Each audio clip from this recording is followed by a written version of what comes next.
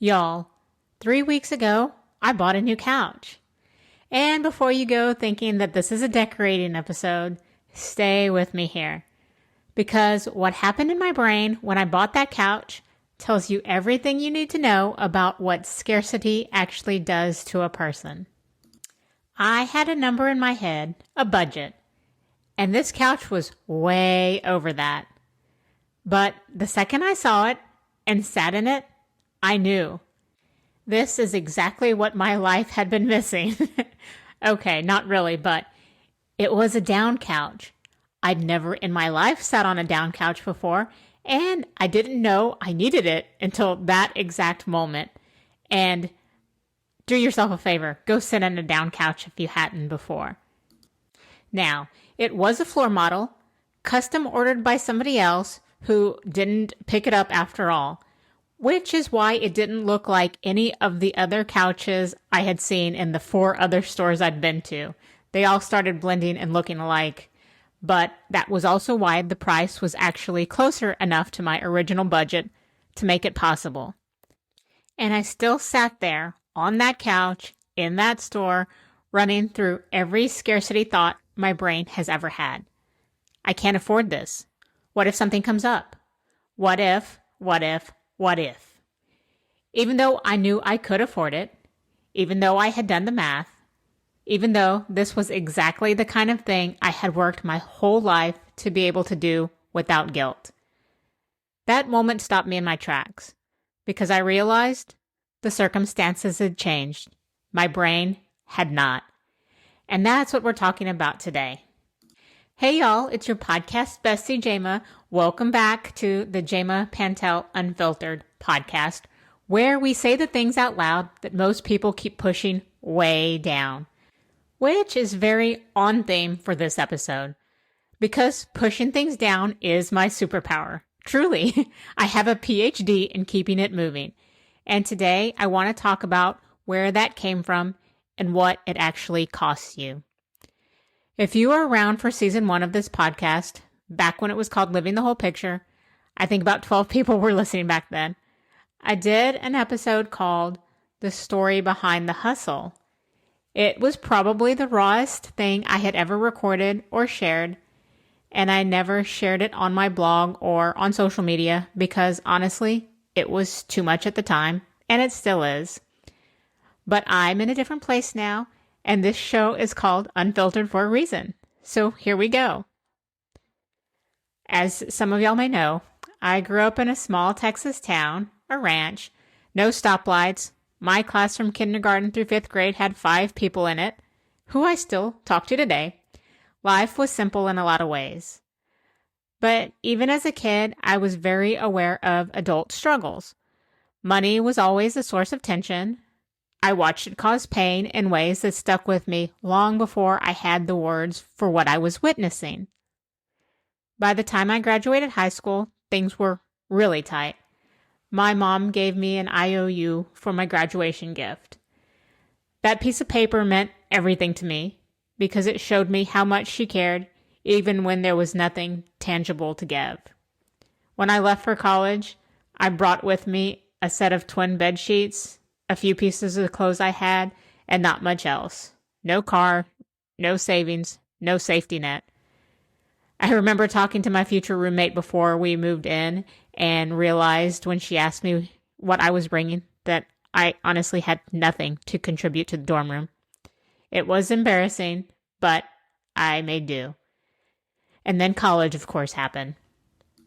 I worked multiple jobs just to survive while surrounded by students who seemed to have everything: cars, clothes, parents paying tuition, people who didn't seem to worry about where they were going to sleep or spend their holidays. I ran everywhere I needed to be. Running was my savior back then, and honestly, as y'all know, it still is today. And then my apartment burned. Just mine. I lost everything. Literally everything. Clothes, belongings, furniture from my grandparents. For someone who already had so little, it felt like rock bottom. I remember sifting through the ashes in finding the 3-ring binder of my picture portfolio. I had negatives back then, and that's when it really hit me. I had nothing. I crashed on friends from high school's couch. I relied on those friends. They gave me clothes. They showed up for me in ways I will never forget, and they know who they are, and I've thanked them profusely. I started running up credit cards just to get by, and somewhere in the middle of all that, I made a vow to myself. I would become financially independent. I would never depend on anyone for anything, and I would never, ever go back to that feeling again. And I am struggling to say this. It still brings tears to my eyes when I talk about it, which is why I don't usually share. But anyways, that vow saved me. I want to be really clear about that. That vow is why I built my business, why I kept going when things got hard, and why I never stopped. When you've reached rock bottom, there really is nowhere to go but up, and nothing really scares you anymore at that point. But here's what nobody tells you about survival mode. The wiring doesn't just go away when circumstances change. Again, I'm an expert at pushing things way down and just keep going. It genuinely is my superpower. I can compartmentalize like nobody's business. I can keep a brave face on and a smile on my face when everything inside me is falling apart. I spent years doing exactly that. And it worked. It kept me going. But that same skill, the one that saved me, also kept me from feeling things I probably needed to feel. It kept me from resting when I needed to rest. It kept me from spending money on things I had actually earned without guilt. It kept me in constant forward motion, even when forward motion wasn't what I needed.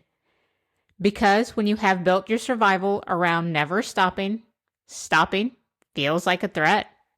Even when you are safe, even when you have the couch budget, even when you have done the work, the brain still runs the old program. And for a long time, I didn't even know that's what was happening. I just thought that that was who I was. Here's what I'm starting to understand, slowly and imperfectly, as always. That girl who walked or ran and cried her way to multiple jobs, who crashed on couches and lost everything and kept going anyways, who made the vow with nothing but sheer determination to back it up, she needed to do all of that. She did what she had to do to survive. But I don't have to keep living like she's still in danger. Taking care of her doesn't mean continuing to operate from her fear. It means showing her that things are different now. That the work paid off. That she can, in fact, sit on that down couch without guilt. That money flows. And I know that sounds cliche, but the more recent years have proven it to me over and over again.